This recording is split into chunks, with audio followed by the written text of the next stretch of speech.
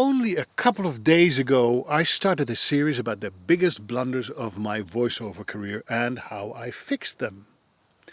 I really mean, when I talk about blunders, the erroneous assumptions I made about how the business works, things that people taught me and things that people told me. The previous episodes and the introduction are all on my social media in case you missed anything. Look them up. As I said in the intro to this series, what I'm sharing with you are my ideas. I don't pretend to tell you the truth about voiceovers, but my truth. Also, you'll find that many of my beliefs apply to any type of freelance business, not just to voice acting. The mistake I want to talk to you about today is the belief that you have to be the absolute best to win an audition or any type of freelance project. Absolute best. Isn't that what most people think? The cream always rises to the top. The question is, the best based on what and according to whom? That's the question. When I send in a voiceover audition, I usually do 3 different reads of the same script so the client can hear my range and has a choice. I always have one version I like best, but quite often the client has other ideas and picks a totally different version or doesn't pick me at all. I remember auditioning for a commercial that would pay the mortgage for at least a year, so it was a big deal.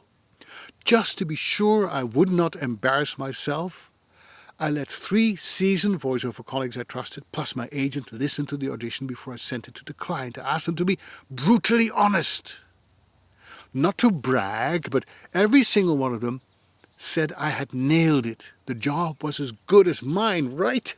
No, not so fast. I didn't even make the cut. I didn't even get on the shortlist. And a few months later, I heard that commercial I had auditioned for on the radio with a different voice actor, of course, and it was awful. Whoa! The talent that was chosen sounded like a clueless amateur who did not know what he was saying or selling. I would never buy anything based on that awful commercial. So my agent talked to the client to find out what went on, and it turned out that the guy who recorded that commercial had put in a ridiculously low bid. He wasn't great, but to the client he was good enough. On the flip side, I once landed a big job based on an audition I recorded in a hurry in my car on an iPhone. I was on vacation. I was sure I would not get it, and yet I booked it. It certainly wasn't the best audition I'd ever done. So no, you don't have to be the best to get the job. A lot in voiceover is highly subjective, and you don't have to be the best to get to the finish line to win a gold medal. Another example is voiceover competitions. I've been a judge for the One Voice Award for a few years. It's a lot of work, but it's also super interesting because I get to listen to my competition, and boy, they are good. Quite often the talent I pick as the winner in a particular category doesn't get an award because of the majority of other judges and they don't agree with me, and someone else wins that prize. Sometimes the difference is just 1 vote. Somebody wins by 1 vote. That's not what I call a slam dunk or a clear winner. I think you get my point, right? If the best musicians would top the charts, why is there so much crap music on the radio? Why do people eat fast food at fast food restaurants? It's not the best food in the world. And why do we elect politicians that can't even name the 3 branches of government or identify Belgium on a map? So if you don't need to be the best to get the job, what do you have to do to be selected? Good question. You can read my mind, right? I listened to a talk by a very famous portrait photographer. He said he'd shot over 10,000 portraits. His clients are mostly famous people, so he must be doing something right. What he told me totally changed my perspective. He said, different is better than good. Different is better than good. Well, what did he mean by different? He told me something unusual, something that breaks a pattern or defies expectations is always more memorable.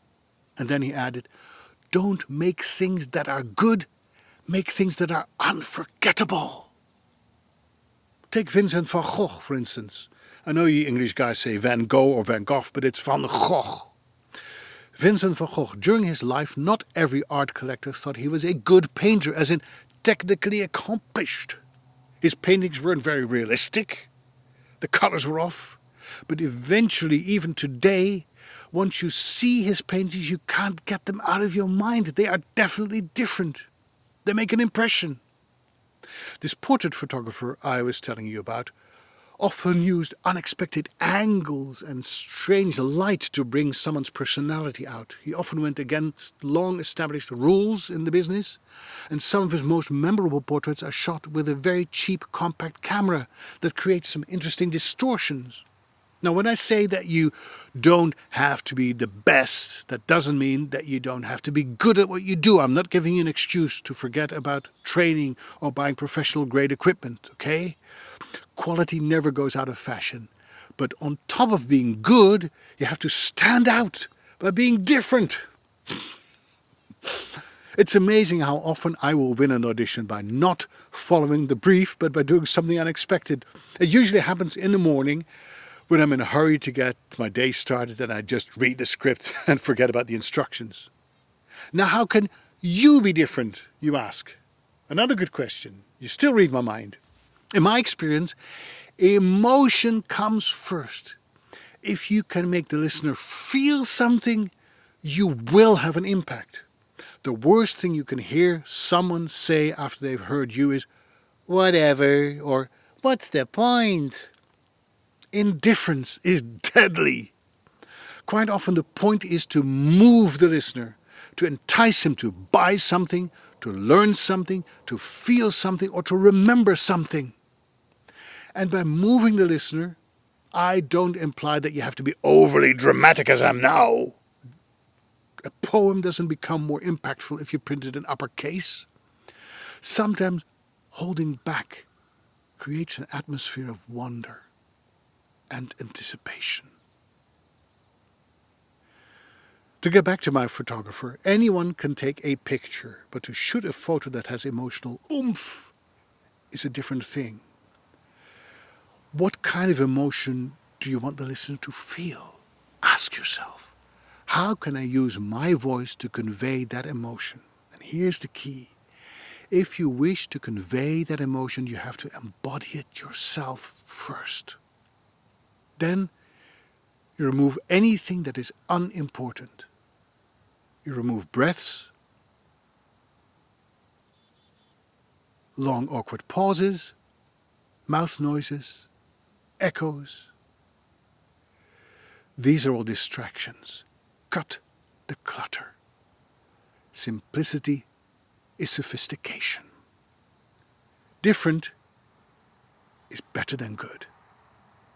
When you get to a certain level in your profession, everyone is good, which levels the playing field. You don't have to be the best, but you have to make it memorable.